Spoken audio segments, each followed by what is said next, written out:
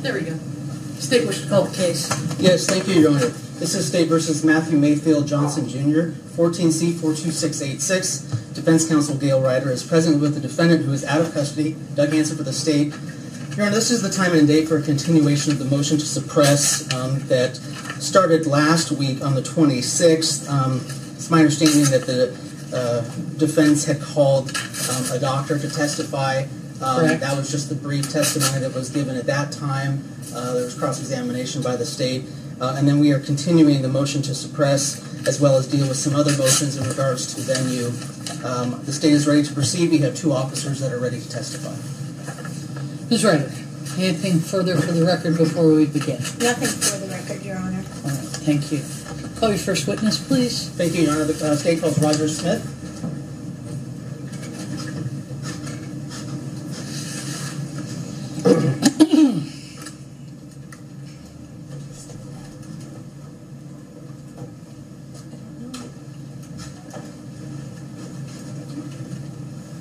Sir, if you'd stand right there, please. Raise your right hand.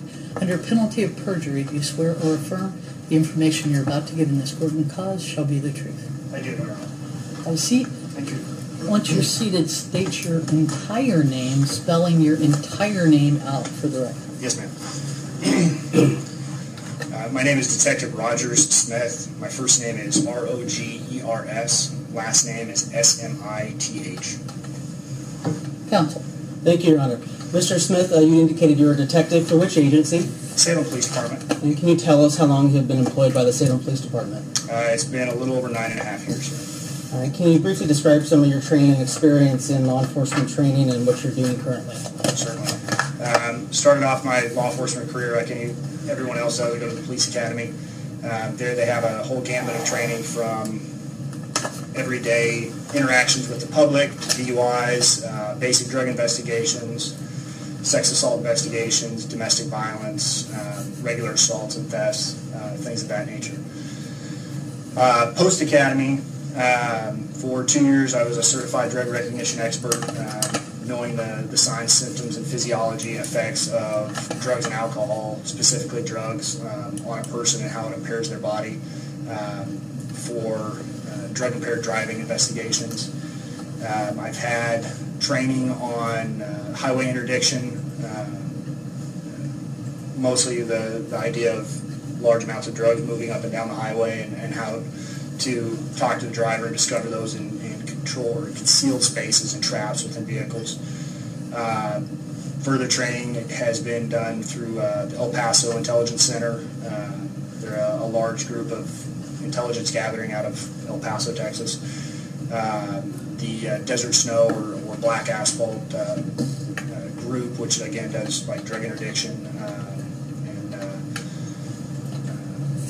narcotic type investigations. I've had training through the Oregon Police Officers Association regarding drug investigations, human trafficking, most recently at the Oregon Narcotic Enforcement Officers Association in Bend, actually I think it was Eagle Crest this past year.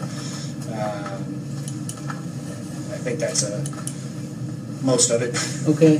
Detective, can you tell us, are you currently working like a unit called like street crimes? Yes, sir, I am. Tell us about that, please. Street crimes primarily focuses on street-level narcotic-type investigations, drug complaints and drug houses.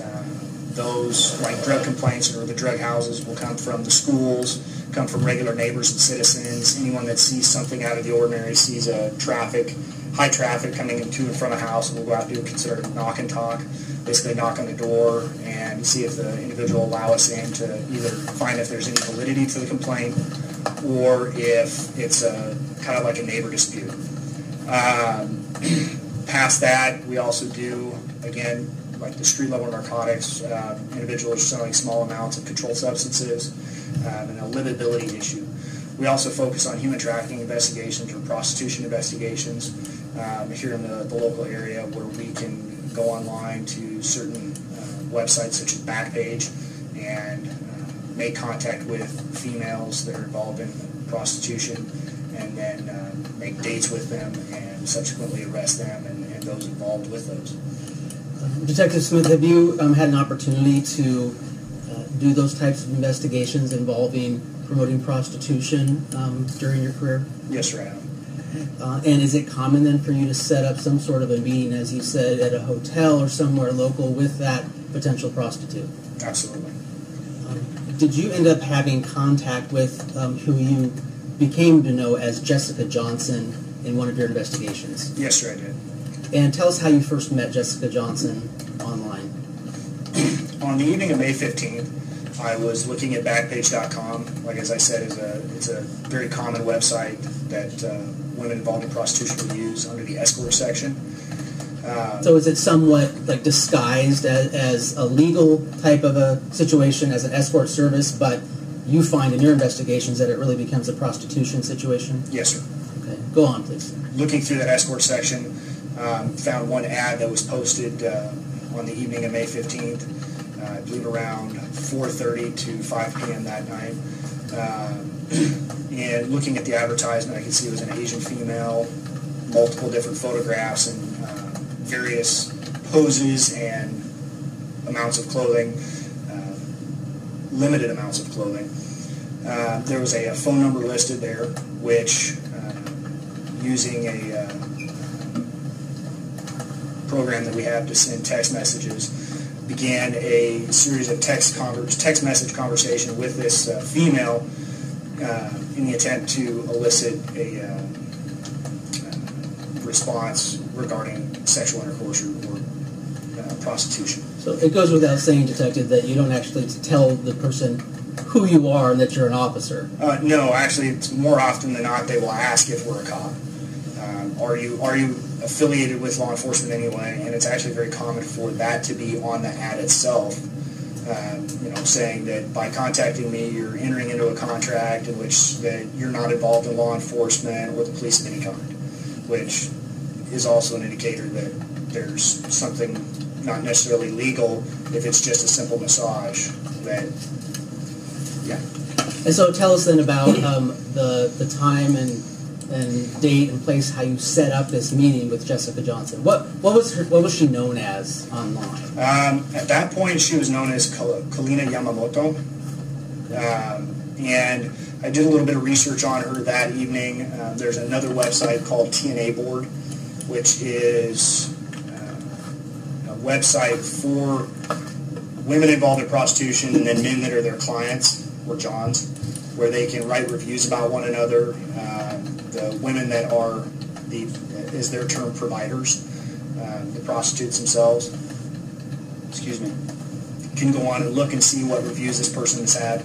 And I did look that up, and she had multiple reviews. She had a profile listed there with the services that she provides, typical times and amounts that she'll allow. That evening on May 15th, we didn't have enough resources available. Essentially, we didn't have enough detectives to make a proper investigation and do it safely, and so I had to put it off until the following day. And how did Ms. Johnson react to that? We had initially set up a date